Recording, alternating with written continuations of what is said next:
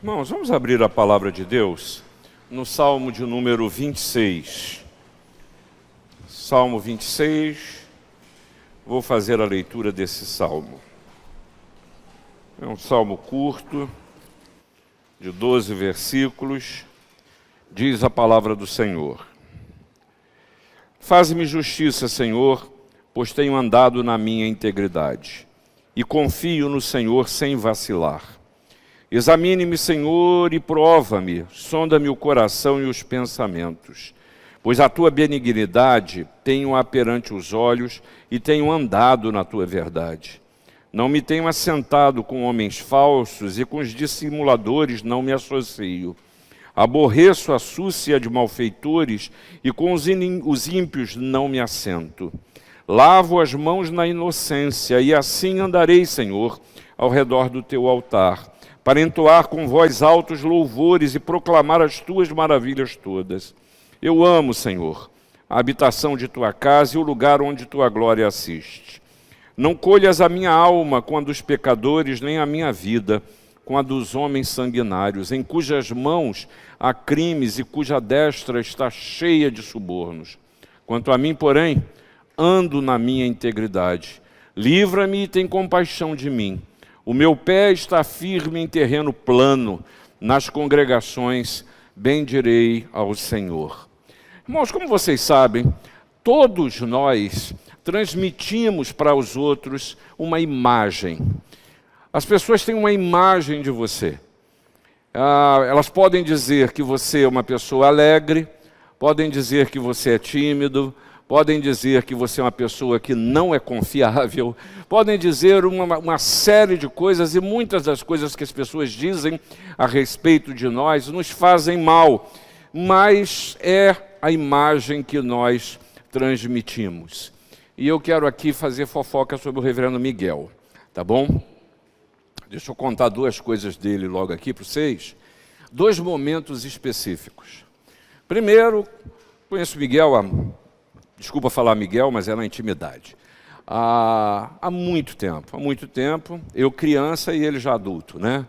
Lá na Igreja da Tijuca, e os anos se passaram, nos tornamos pastores, e aí nos aproximamos ainda mais, e ele, presidente de presbitério, presidente em ensino, do Supremo Concílio, desde antigamente, participando, e ele tem uma imagem.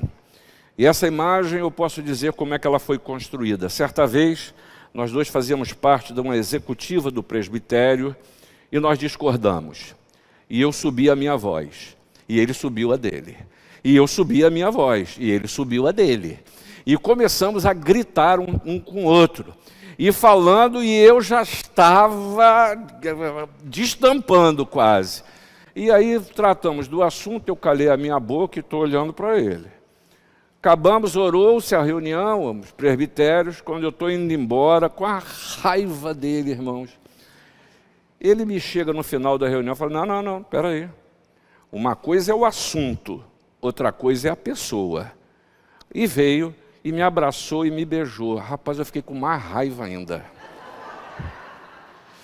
Porque agora eu ia ter que perdoar. Segundo momento que eu quero dizer para vocês, sempre, em todos os concílios, quando nós tínhamos algum assunto que era por demais difícil e que envolvia interesses, Miguel sempre era lembrado, fosse no presbitério, no sínodo ou como relator no Supremo Concílio. E a sua característica sempre foi uma característica de falar a verdade em amor, mas de tratar segundo a retidão da palavra de Deus. É essa imagem que o reverendo Roberto falou de uma maneira rápida hoje de manhã, e ele usou um termo para falar do reverendo Miguel.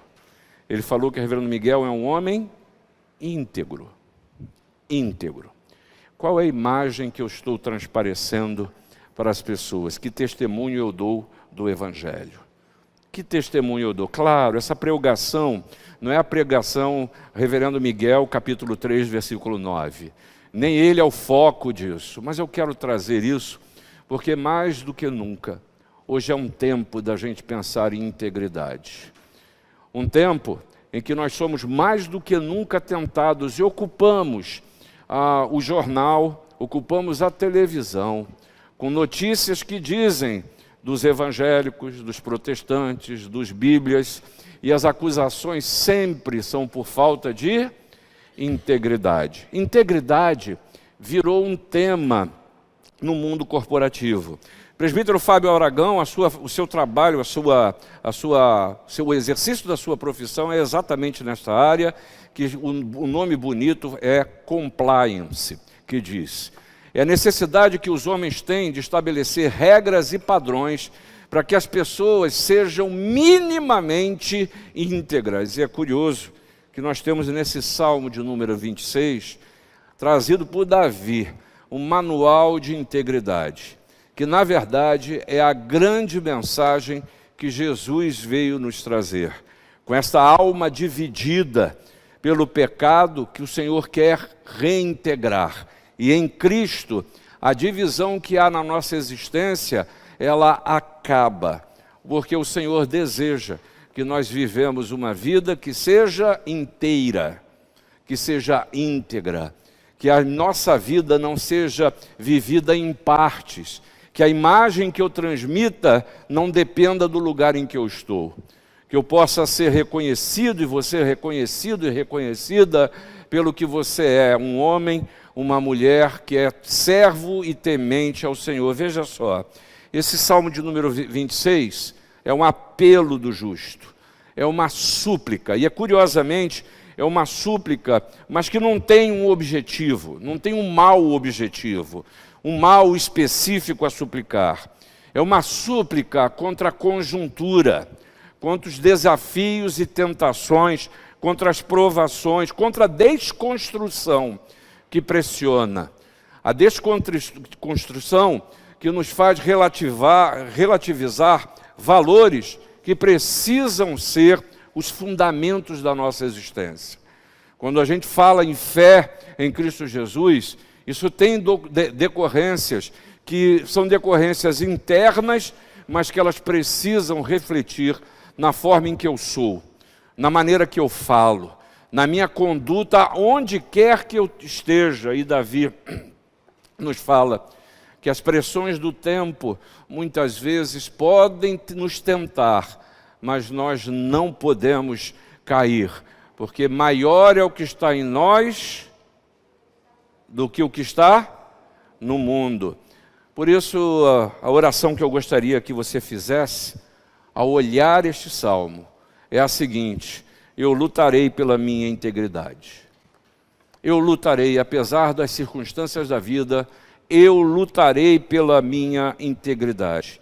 E a integridade, Davi está nos mostrando, no seu plano de integridade, que ele passa primeiro, por transparência. Eu não tenho nada para esconder. E nesse sentido, Davi faz dois pedidos. Diz ele: faze-me justiça e examina-me. Quando Davi está pedindo justiça, é preciso que a gente se lembre que julgamento procede de retidão do coração. E diz ele: Senhor, seja tu o meu juiz. E requerer juízo é submeter-se às consequências dos seus próprios atos, sejam eles bons ou maus. É eu me ver diante de Deus e pedir: Senhor, julgue-me o Senhor. E ter a coragem de dizer isso é estar com o coração aberto para ouvir aquilo que o Senhor Jesus continua: olha, teu fardo está pesado. Você tem que aliviar seu fardo. É preciso que você olhe para dentro, porque há coisas que, mais do que desagradar a Deus, te levam para caminhos que são caminhos de morte. É preciso se deixar desnudar diante de Deus. E nesse apelo, o salmista quer se submeter ao juízo divino, porque a inocência aspira o dia do juízo, o dia de Javé. A certeza de ter um coração íntegro diante de Deus não se assusta com o porvir. Porque como diz o hino que cantamos: mas eu sei quem tenho crido e sei que é poderoso para guardar o meu tesouro até o dia final. Ah, irmãos, não tem valor maior na vida do cristão de uma consciência íntegra diante dele. Não se esqueça, quem pede julgamento, pede juízo. Paulo percebe essa necessidade de consciência limpa. Olha o que ele diz aos Coríntios. Todavia, a mim muito pouco se me dá de ser julgado por vós ou por tribunal humano. Nem eu tampouco julgo a mim mesmo, porque de nada me argui a consciência. Contudo, nem por isso me dou por justificado, pois quem me julga é o Senhor. Portanto, não julgueis antes do tempo, até que venha o Senhor, o qual não somente trará à plena luz as coisas ocultas das trevas, mas também manifestará os desígnios dos corações. Os desígnios dos corações. E então cada um receberá o seu louvor da parte de Deus. Transparência é tratar os desígnios do seu coração. É lidar com você mesmo. Ah, mas há um segundo clamor aqui de Davi. Primeiro ele pede juízo, julgamento. Mas ele também pede: Senhor, examina-me. Isso é o clamor da alma sincera.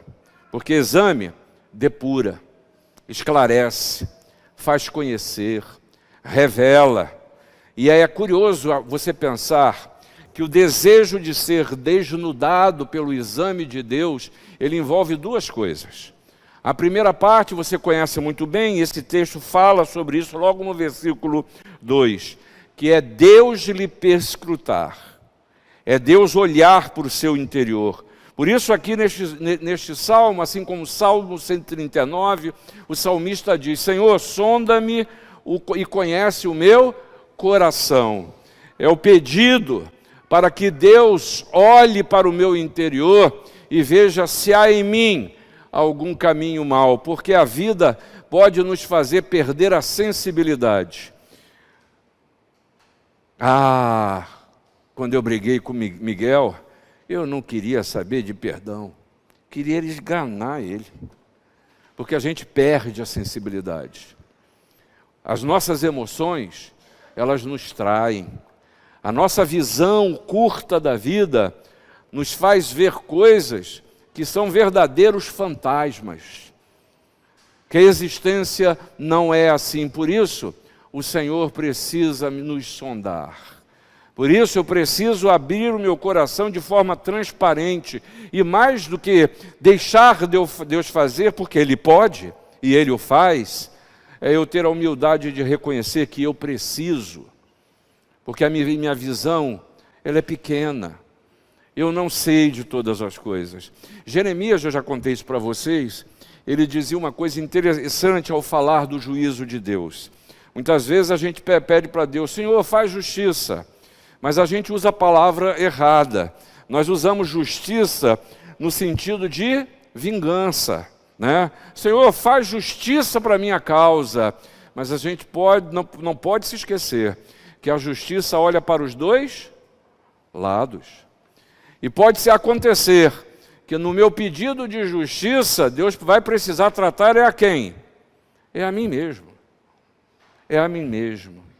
Então, seguramente, esse exame que Davi está pedindo para a sua alma e que precisa alcançar a todos nós, diz respeito a ter a mente e o coração aberto para o olhar de Deus sobre você, sobre quem você é, sobre o que você pensa e principalmente sobre o que você faz. Mas tem uma segunda parte, que Paulo também com clareza, e a gente fala isso em todos os momentos de ceia: examine-se, pois, o homem a si mesmo.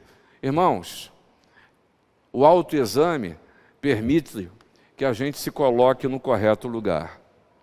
Você conhece gente que se acha, como diz no popular? Acha, a gente até diz isso: fulano se acha, fulana se acha. E muitas vezes a gente fala isso para todos nós e a pessoa continua com a percepção de que é o ó do bobó. E na verdade, ela não faz parte nem do filme que vai ser lançado. E eu preciso lembrar que isso é uma coisa que toma a todos nós. A gente sempre é muito condescendente com a imagem que temos de nós mesmos, mas somos muito pesados em relação ao outro. Quando a gente fala de transparência, a gente fala em permitir que Deus perscrute o coração, mas é preciso que eu exercite o autoexame, a fim de poder, ministrado pelo Espírito Santo, me deixar convencer daquilo que precisa ser deixado, daquilo que precisa ser abandonado, mas também daquilo que precisa ser realizado. Que imagem! Que imagem você está transmitindo para seus pares? E aqui, ao falar de transparência, nós estamos falando de integridade. E é o primeiro ponto da oração. Senhor, eu lutarei pela minha integridade. Mas Davi nos ensina também que há um fio condutor. Se primeiro é a transparência, segundo é não comungar com o mal. E a oração é: não terei nada em comum com o mal. É mais do que compactuar com o mal, antecede o compactuar. Veja alguns exemplos graves que Davi nos traz. 6 tentações do mal. A primeira que ele fala: o homem falso, a mulher falsa, a pessoa que é vã, que é vazia, vaidosa, que vive de mentiras, de falsidade, e o termo hebraico aqui fala de pobreza de conduta. Pobreza de conduta. E sem sombra de dúvidas, essa é uma tentação que todos nós passamos em algum momento da vida. Mas Davi não para. Ele fala de uma segunda tentação do mal. O homem dissimulador. Aquele que diz o que não é e fala o que não pensa. A Bíblia diz que a boca fala do que o coração está. O dissimulador procura fazer exatamente o contrário disso. Ele diz que ama quando odeia, ele abraça quando quer matar, ele estende a mão quando quer bater, ele age de uma maneira contrária ao que o seu coração de verdade está sentindo. E eu não terei nada em comum com o mal. Mas vem a terceira figura que Davi traz, é o malfeitor. É o homem mau, aquele que faz o mal e tem a maldade como estilo de vida. Aí, irmãos, me perdoe, eu estou falando para a gente que é crente, e a gente tem visto isso no meio do povo de Deus, a gente tem ouvido que o mal tem sido uma opção para muitos chegarem a seus objetivos, como se os meios não justificassem os fins, ou justificassem, já até esqueci o ditado. Mas vale tudo. Vale tudo. Como se Deus precisasse das minhas e das suas artimanhas. Como se Deus fosse um Deus fraco, em que precisasse que a gente fizesse os nossos arrumadinhos para Ele poder ser Deus na existência. Irmãos, o mal não pode ser um caminho. Mas Davi não para aí. E ele fala de uma quarta tentação, que é a impiedade. E é curioso que eu sou assim, não sei se você vai dizer que você é, mas toda vez que eu leio na Bíblia falar de ímpio, uma coisa eu tenho certeza: não sou eu. Ímpio é o outro, né? Vamos falar a verdade, né? E ímpio não é nem a gente, né? É quem não está aqui, né, gente? Vamos falar a verdade. Mas o que a palavra nos ensina, que o ímpio é aquele que é descrente. E há momentos na vida que eu não acredito. Há momentos na vida em que eu conheço a palavra de Deus, Jesus é meu Senhor e meu Salvador, entrego o meu caminho a Ele, eu confio nele, tenho certeza que o mais Ele fará. Mas eu não acredito nisso em determinados momentos.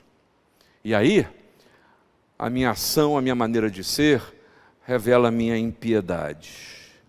O ímpio é verdade, é o criminoso, é o culpado, é aquele que é hostil a Deus, é aquele que é culpado do pecado. E existe uma coisa que eu já ouvi pregação sobre isso: pecado de estimação. Você já ouviu falar sobre isso? Isso é um contrassenso. Isso é um contrassenso. Mesmo porque eu preciso ter a gravidade do que é o pecado e me lembrar que a alma que pecar, essa morrerá. Eu preciso lembrar que o sacrifício de Jesus se deu exatamente pela incapacidade de tratar pecado. A impiedade é nem se reconhecer culpado dos pecados que comete, mas isso já é uma consequência da falta de transparência. Da falta de transparência. Mas vem uma quinta tentação que Davi nos traz nesse salmo. Ele fala do pecador. E ao falar do pecador, ele está falando daquele que permanece no pecado. E é muito curioso que você pode pensar assim, o pecador é aquele que está continuamente exposto à condenação, que não se permite tratar, que não permite ver mudança na sua vida.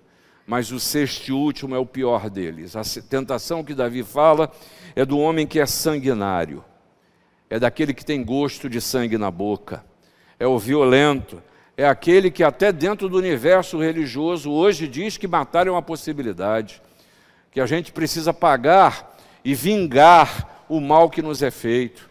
É aquele que está acreditando muito mais no poder das armas do que da capacidade de Deus de lidar com a realidade.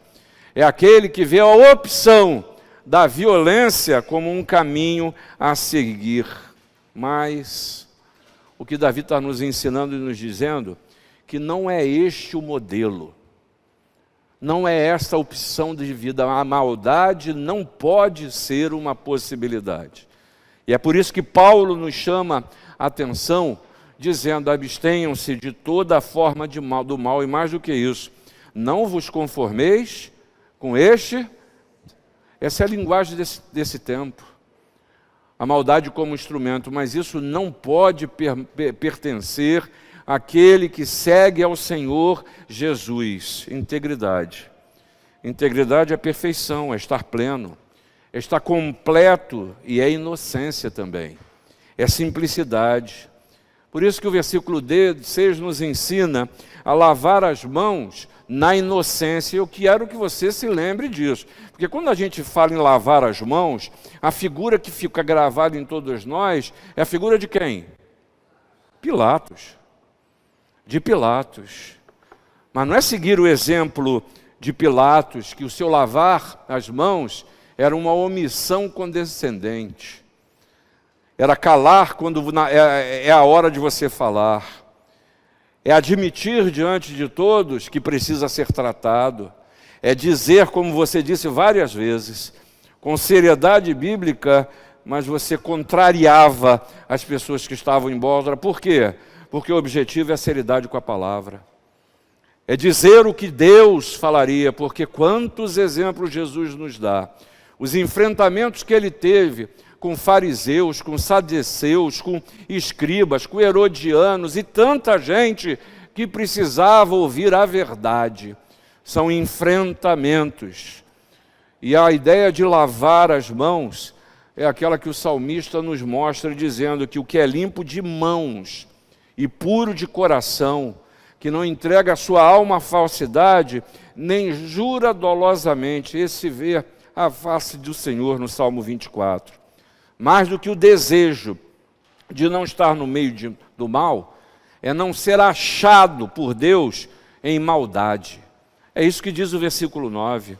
Por isso a súplica, Senhor, não colha a minha alma com a dos pecadores, nem a minha vida com a dos homens sanguinários, em cujas mãos há crimes e cuja destra está cheia de subornos, que eu não seja encontrado, que você não seja encontrado entre esses que têm o mal como uma possibilidade. Senhor, me permita lutar pela minha integridade, continua a ser essa oração. Mas Davi nos faz caminhar um pouco mais, porque uma coisa é preciso que eu trabalhe a transparência na vida. É preciso que eu esteja vigilante para que o mal não seja uma opção, mas é preciso que essa seja uma convicção de vida, a integridade. Uma proposta de como viver, mais do que isso, um compromisso com Deus. E aí falar de integridade, e é curioso que a aplicação de Davi, ela é contínua. Não é, Senhor, eu sou íntegro, ou Senhor, eu vou lutar para ser. Repara que o verbo dele é de ação. Eu ando na integridade.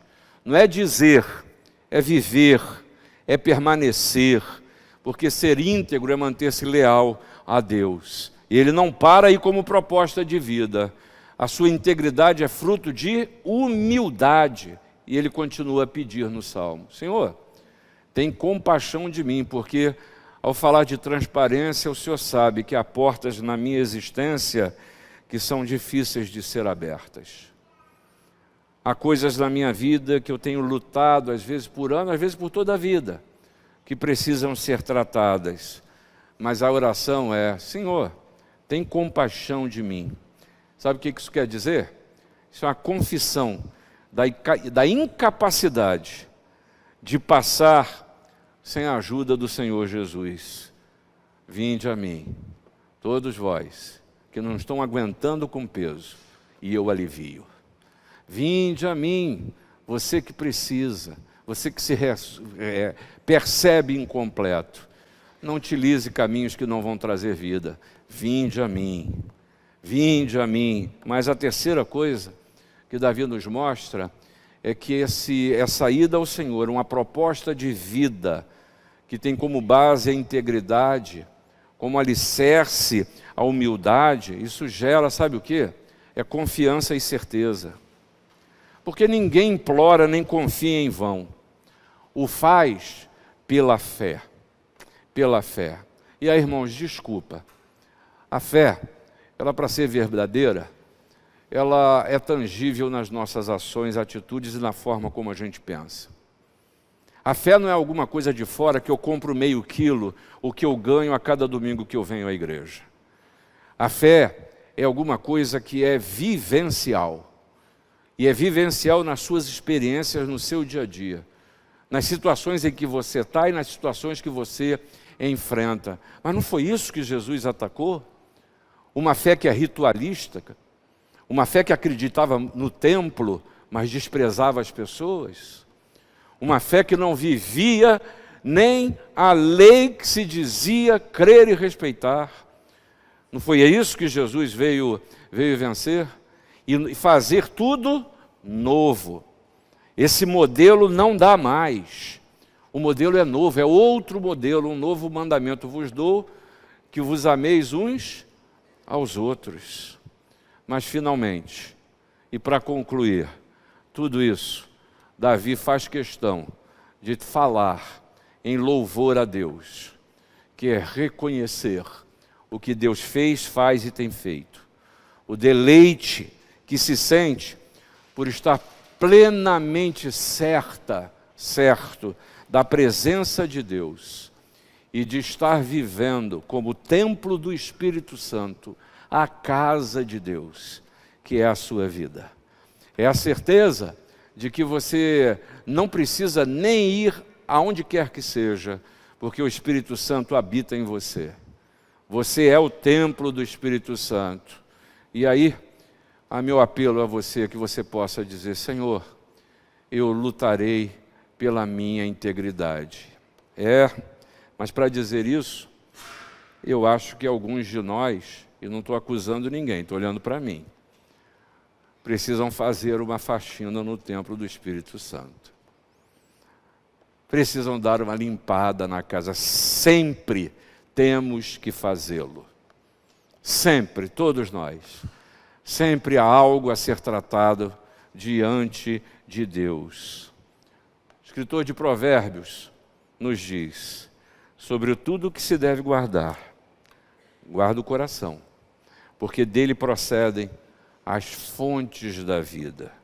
O que guarda o mandamento, guarda a sua alma, mas o que despreza os seus caminhos, esse morre.